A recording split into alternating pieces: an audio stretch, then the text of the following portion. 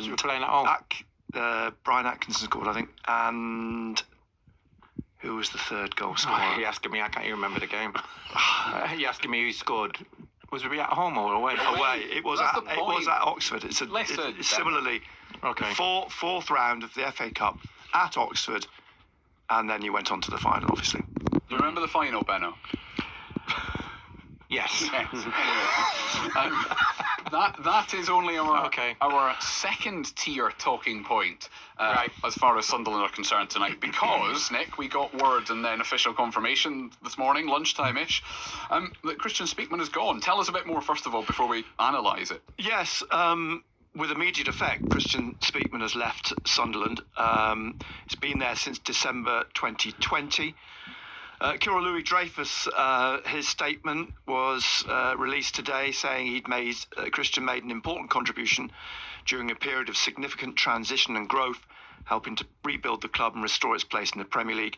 Strong foundations have been established throughout our football operations over the past 5 years, and I think importantly in this statement, that phase of redevelopment is now complete. As we look to the future, our focus is on building from that position of strength with clarity of direction and sustained progress. So it appears to be an organic transition, with Florent Gisolfi coming in as the director of football in the summer and taking over all football operations and effectively becoming Christian's boss. They came in together to work together through the summer because of the amount of work they needed to do in recruitment, 15 players, 14 and ultimately, because Gui went back to Chelsea. But that was too much work for Florent on his own. So Christian was involved in all that. But I think this is, whilst it's a surprise, I think the timing today of hearing it, as you say, around lunchtime on a Friday before the FA Cup this weekend and only 2/3 of the way through the season.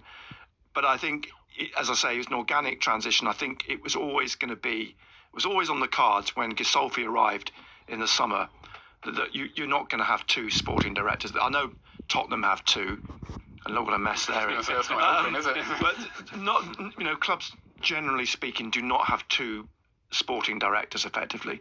And with Florent now overseeing everything, with everything in place, you're not going to have a transfer window this summer like last summer's.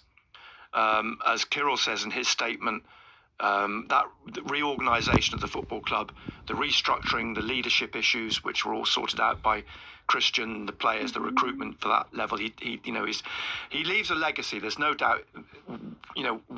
Whatever your thoughts over the 5 years about Christian Speakman, and I think there's been a big shift in how people perceived Christian Speakman, what he's done over the last couple of years.